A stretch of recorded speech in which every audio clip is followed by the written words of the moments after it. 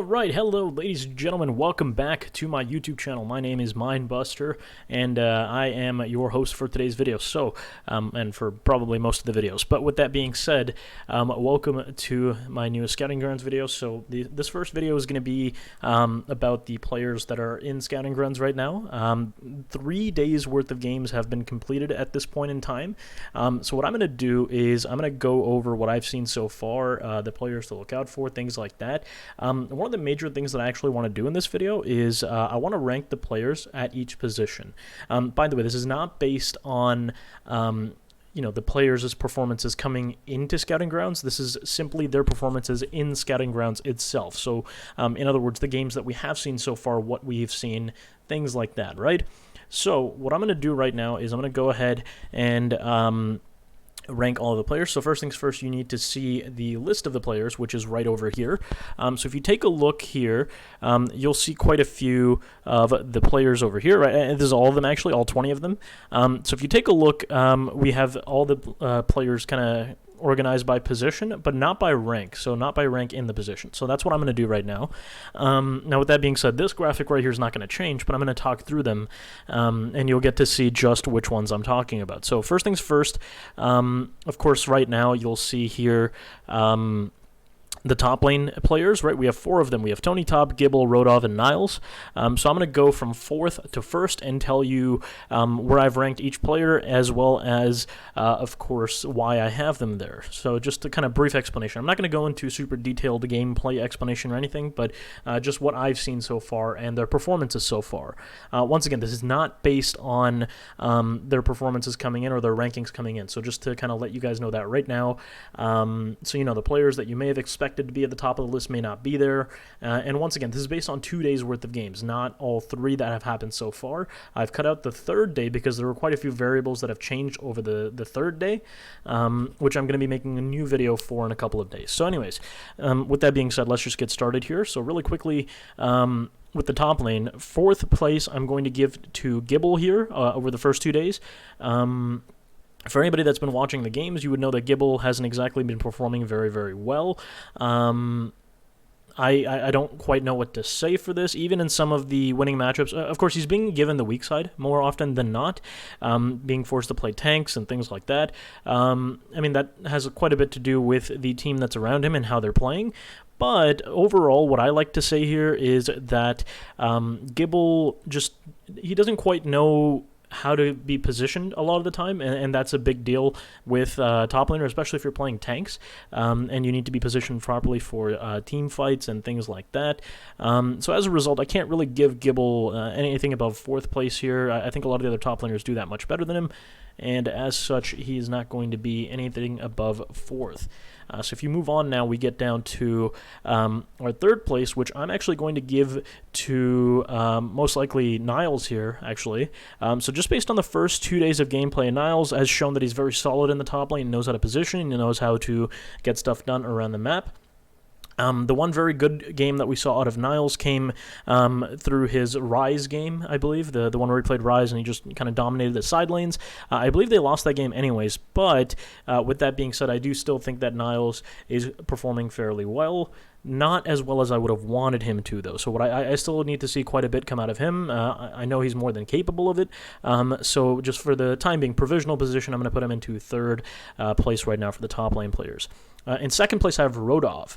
Now, Rodov, he's good, but he's not good enough to be 1st place. From what I've seen so far, Rodov is capable of doing quite a bit. He's able to play tanks and carries, but his carry gameplay isn't that great. So from what we've seen so far, on tanks, he can hold his own. He can do whatever he needs to do. He can position. He's very useful for the team.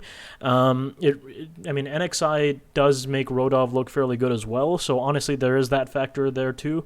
But from what I've seen so far, the performances that he's having, I'm just going to put him in 2nd place without any other variables, right? So just performance itself, no other variables. I'm going to put him in 2nd place for now. And then if we move up to Tony Top, that's going to be my 1st place top laner for now, simply because of, well, first of all, the team that's around him. Of course, taking away that variable for Rodov, if we give that same variable back to Tony Top, it actually just adds in his favor. On the other hand, if you look at the way Tony Top's been playing, performance-wise, very, very good. I think he's the only one that actually had a solo kill of any of the top laners so far, and there's a bunch of things that, a bunch of other factors that go into this, but overall, as far as what I'm seeing out of the 4 top laners here, I think Tony Top so far has shown the most potential, just in general, in terms of the way he is playing. So that's just very basic kind of rankings there. Now, with that being said, these rankings can change completely over the next couple of days. Once I factor in the games from day 3, in fact, already these rankings change. But of course, I'm going to do that in the next video covering days 3 and 4. So we'll talk about that when we get there. So day 4 is today, actually. Those games are running right now as we speak. So by the time it's done today, I'll probably have a video out sometime early tomorrow for that. So when we move on now, we look at the jungle. Now, the jungle is a little bit easier for me to rank, but with that being said, when I say it's easier for me to rank, I don't necessarily mean that the junglers are that far apart. These rankings could change very well as well, but all I'm trying to say is that there is a number 1 that is very clear for me, and a number 2 that is very clear for me, and the other 2 are fairly even on the 3rd and 4th spots. So looking at the 4th place position, I'm going to put Rosethorn there. Anybody that's watched the first 2 days would know that Rosethorn has not been having the best of performances. He has been forced to go up against the likes of Tomio and NXI, though, so just the way that all these other junglers are performing comparatively to the way that Rosethorn has been performing, I would have to put Rosethorn at 4th place. Once again, this is not really representative of the team around him or anything like that. This is just the way that I am perceiving the way that he is playing. So moving forward, now we get to the 3rd place jungler, which in my opinion currently is Zone or Zaun. Now Zaun has been fairly decent, I'd say. Comparatively to Tomio and NXI, not that great, but he has had some pretty good performances. Rosethorn had, I think, 1 decent game, which started out really well. He was getting a lot of kills, and then they ended up losing the game anyways. As opposed to Zaun, he's been getting a couple leads early on. He lost 1 or 2 of those games, but he did actually end up winning a game because of one of his performances. So as a result, I'm going to give it to Zaun for 3rd place. And then if we look up at Tomio in the 2nd place, so I'm going to put Tomio here. Now, while Tomio has been performing very, very well overall, I don't think he's been performing well enough to be the 1st place jungler here, because there is a jungler that has been outperforming all of the other junglers, and that is NXI. For anybody that's been watching any of the Ocean team games, you would know exactly why NXI is at the very, very, very top right now. He's just been extremely good for the side of Ocean, and I don't know what else to say, right? Rodov might just be in 2nd place in the top lane position just because of how good NXI is at moving around the map and getting things done. But that's the one thing I like about Rodov and NXI combination, is that Rodov is generally able to hold down what's going on in the top lane, and it gives NXI enough time to run around the map and get stuff done around the map. Especially because they have spawns, so that's a huge deal in this case. So if we move forward now, we get to the mid lane. So this is where it's a huge toss-up. So the way that I see it is that mid lane is the most kind of volatile section here as far as who's the best and who's not. I don't think there's any clear best mid laner currently, aside from maybe, I'll put Copy maybe, and Captain Shrimps up there. But aside from that, if we look at the way that everyone has been playing, so far 4th place for me, just provisionally, will be APA. 3rd place would be Yunbi. I know, a lot of people are not going to be happy about that, but Yunbi coming into the tournament here was, I was told to keep my eye on him, and, seeing some of the past stuff he's done, I did expect quite a bit out of him coming into this, but my expectations are not what have put him in this position. What's put him in this position is, once again, just pure performance, the way that he's been performing overall, the way that he moves around the map, roams, things like that. And keep in mind, mid lane, I have to take quite a few factors into account just because of what a mid laner needs to be doing. Laning, roaming, things like that. I'm taking all those kinds of things into account. Overall KDAs, CS differentials, all of that. So taking all of that into account, I think APA not exactly the best so far. Now, one of the major kind of contributors to that could possibly be that, he's been playing a bunch of random champions that people it just don't quite make sense to me. In my opinion, Ziggs pick doesn't quite add up for me. He's been doing a lot of damage on the Ziggs, and he's shown a couple of good games with a couple of good KDs. But I feel like the Ziggs pick is just not enabling him to do what he needs to do. When we've seen APA on Syndra, however, that's a different story. He pops off on Syndra all the time, and I think the 2 games that we saw from him on Syndra so far, he's just destroyed, and they've won those games. So that's one of the reasons why I think APA, he's at the bottom, but he could very easily be on the other side of the field as well. So if we move up the board now, we have in 3rd place Yunbi. Like I said, people are not going to be happy about that, but lots of expectations for him coming in. Overall, I still think Yunbi, I feel like it's a bit of a tie between 1st, 2nd, and 3rd here. I don't think it's going to take too much for this ranking to change here over the next 2 days, like games day 3 and day 4. This could be a completely different list in my next video, but for the time being, I'm going to put Yunbi at 3rd place. I haven't seen enough out of him to actually put him any higher than that, but he has definitely been getting the picks that he needs, and I just haven't seen the performance that I want out of him on some of the picks that he has. So moving up now, we have in 2nd place and in 1st place, it's like a literal tie between them, I'd say, is Copy and Captain Shrimps.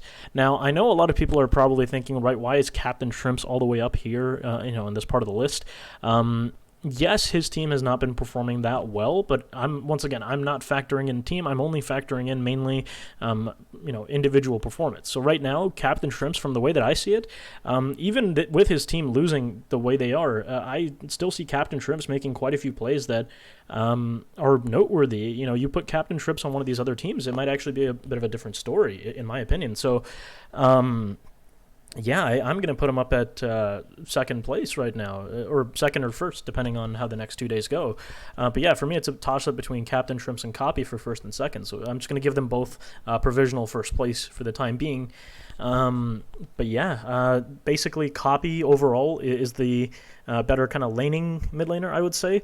But Captain Shrimps has been holding it down as far as late game stuff, and I don't know, just the way that I see it, I feel like they're both very, very good right now, and I need to see a little bit more coming out of them once the actual players get used to some of the playstyles of the other players. I want to see how they're able to adapt over the next couple of days. And then once again, this is the most volatile list. This entire list could be upside down by the end of tomorrow, so I don't know. Anyways, moving forward to bot lane.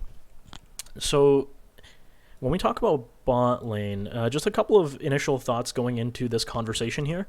So first things first, the way that I see it, the support's not exactly the best kind of pool of players coming into scouting grounds this year. So as a result, it's going to affect the AD carries style of play as well. The way that I see it is that there's quite a few AD carries here that have been able to hold it down. This list is actually not as competitive as I thought it was going to be initially over the first 2 days. So at number 4 spot currently, once again, this could change very, very, very quickly. At the number 4 spot, I'm going to put Andy Bendy. So Andy Bendy has been playing fairly well.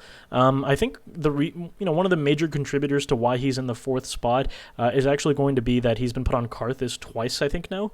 Now, given that even being put on Karthus and the mages, he's actually performed fairly decently, it does actually give credit to Andy Bendy here and how he's actually been playing.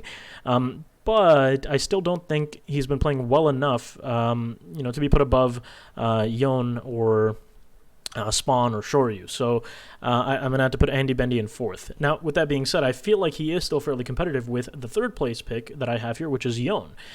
So Yon, he's shown some good games. He's started popping off in a couple of them, but he wasn't able to make anything out of it, which is the big issue that I have with Yon right now. A lot of the times, of course, him getting ahead was not quite, him pressuring lanes or, playing his matchup to his advantage. It was mainly the team trying to play around him, which, of course, that also does go to his credit, but the way I see it, if you're looking at just straight up laning and you're looking at just straight up, individual stats and gameplay, or even just, 2v2 stats and gameplay of AD carry support, I still think that Yon belongs in 3rd place. So if we move up now, we look at Spawn and Shoryu. Yeah, Spawn and Shoryu. This is going to be a very interesting situation here. But what I like to do is I like to put Spawn at second and Shoryu in first. So Shoryu, we'll get back to Shoryu, but let's talk about Spawn real quick. So Spawn, the way that I see it, he's just extremely solid. Like there's nothing more to say about Spawn. Like you give him a losing matchup or a winning matchup, Spawn is somehow like just even at the end of the laning phase. It just tends to happen. In a lot of the cases, you know, he's been ganked, he's died early, and he was still ahead in CS by the end of laning phase, or by the time they would like lane swap or something. So, just the way that I see it is that Spawn, just the way that he plays, extremely safe, extremely smart. I believe he belongs in the top 2 spots. So I'm gonna give him second right now, and the main person, obviously, right now, the one that I think belongs in first place, is then going to be Shoryu. So, there's not too much explanation needed here, hopefully. If you guys have been watching the games, you know exactly why he's here. Shoryu is extremely good. He's you know, everything that Spawn or any of these other AD carriers can do, Shoryu can do better. And, yeah, he's just... honestly, Shoryu's just been popping off. Let's just say that. He's one of the AD carriers here who's actually able to fully just solo carry these games. And yeah, there's not much else to say there. Once again, given the team that he's on, you know, if we factor that in, he definitely belongs in the first place spot right now for me. So Shoryu, individual performance and 2v2 performance, I think Shoryu is the best current AD carry in the rosters, or of the 4 rosters. So moving down now to supports, this is going to be a little bit more difficult to rank just because the support pool in general I don't think is that great. But you know, if you're looking at just close matchups, I think the bottom matchups or like the bottom 2 are fairly obvious for me. I think it's Plux and Auto. So Plux being the 4th place, Auto being the 3rd place supports right now, in my opinion. Roaming, the way they play in lane, you know, taking all that into account, I don't think I've seen enough out of Plux to be able to put him anywhere above 4th, and I don't think I've seen enough out of Auto. I have seen a little bit more out of him. You know, he survives in quite a few of the situations where they're not supposed to, but even the survival in these situations is not really good enough as a support for me to be able to put him above 3rd. So I'm going to have to put Auto in 3rd. And then when we look at, you know, Shady and Joey, I have to put Joey in 2nd. I've seen Joey make quite a few plays that are, well, it just shows the way he plays the game. Fairly smart. Joey's also made quite a few mistakes and gotten caught out. So that's one of the major reasons why I'm not putting him in 1st. So I have to kind of put Joey in the 2nd place slot here. And the 1st place support, like the one that's been performing the best so far individually, is, in my opinion, Shady. So Shady's been going around the map, moving around, roaming, getting stuff done. Just the way that Shady plays right now, I think, is the best current way to play in the patch and the meta that they're given. So I just feel like he's the best support overall, performance-wise, at the current moment in time. So once again, this is in the first 2 days, this list that I gave you guys. Of course, if you disagree with my list, feel free to let me know in the comments section below and just you know, explain why. And you know, I'm always open to have a discussion on Twitter or whatever the case might be. So yeah, that's my list, guys. Feel free to let me know your thoughts in the comment section below. Once again, my Twitter is Minebuster, at Minebuster on Twitter. So you know, feel free to reach out to me, tweet at me, and you know, let me know your thoughts as well on the matter. But yeah, that's pretty much it for this video, guys. I'm going to have another one releasing in probably another 2 days or so. And hopefully by the end of Friday, I'll have like a top 10 list and like a mock draft ready to go for us. Just going into the end of the Scouting Grounds circuit, so, or the series here. So anyway, so with that being said, I will see you all later in the next video. Peace.